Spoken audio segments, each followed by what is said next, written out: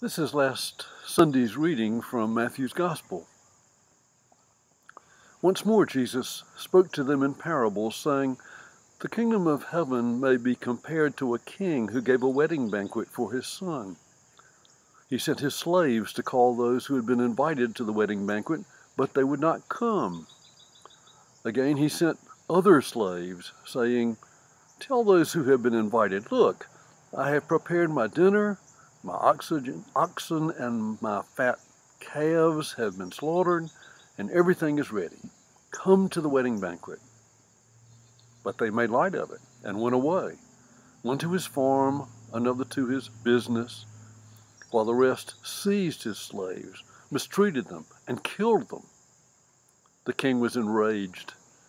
He sent his troops, destroyed those murderers, and burned their city.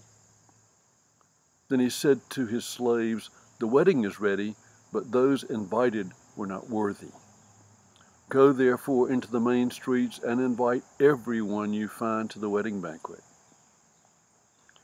Those slaves went out into the streets and gathered all whom they found, both good and bad. So the wedding hall was filled with guests.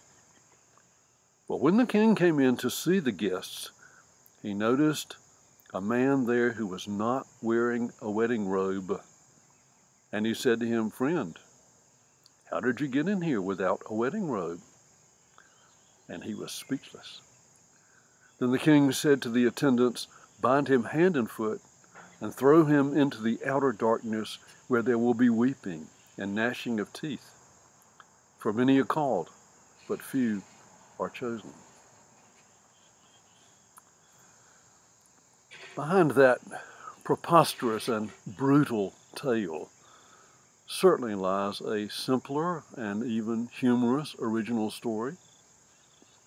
A rich banquet host receives refusals from his wealthy friends, and so for consolation he invites strangers off the street to come and fill the hall to celebrate his son's wedding.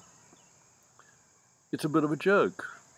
Imagine what the neighbors thought of those ragamuffin guests streaming into the mansion next door. But the parable is no longer funny. It has been violently manipulated and mauled over. We are asked to believe that the proposed guests killed the servants delivering the invitations, and the furious host in retaliation sends in the military to execute the reluctant guests and to torch their homes. You can hear that this story has run completely off the tracks. Almost as an afterthought, the banquet goes forward with the unanticipated guests. Was this really the story that Jesus told? Students of the New Testament theorize that in the decades following the ministry of Jesus, his spoken parables were sometimes reworked by the oral traditions of his later followers, much as a preacher on Sunday morning reshapes a scriptural interpretation to speak to his own congregation's present needs. Those augmentations were incorporated over time and became, for good or ill, our written gospel.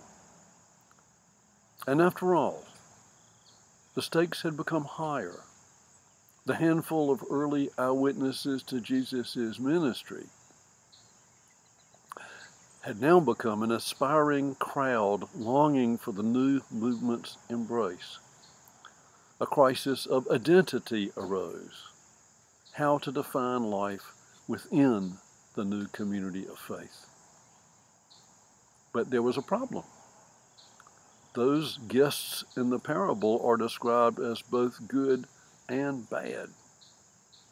The growing Christian community, emphasizing conversion and baptismal repentance, couldn't see itself offering such an extravagant and inclusive invitation. And so the little parable of the guest without a wedding garment was incorporated. And the poor guy who didn't even know he was coming to a wedding gets thrown out because he isn't properly dressed. What motivated this severity in the early church? How did a parable of welcome become a lesson in conformity? Our own days have come to be characterized by crisis, leading us to see those we read about in the newspaper as either friends or enemies. We don't leave much room for ambiguity and complexity. We are ready to throw our perceived philosophical and political opponents into the outer darkness. We now murmur about revolution and the possibility of violence. We fear the days that lie ahead. Are we misshaping our own story of who we are? This parable becomes cautionary rather than celebratory.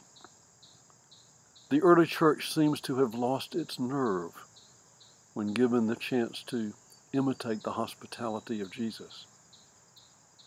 But let's see in this tension between Jesus' extravagant generosity and the subsequent community's guarded welcome, our own ongoing story as individuals and as communities, civic and otherwise, not quite living up to our ideals.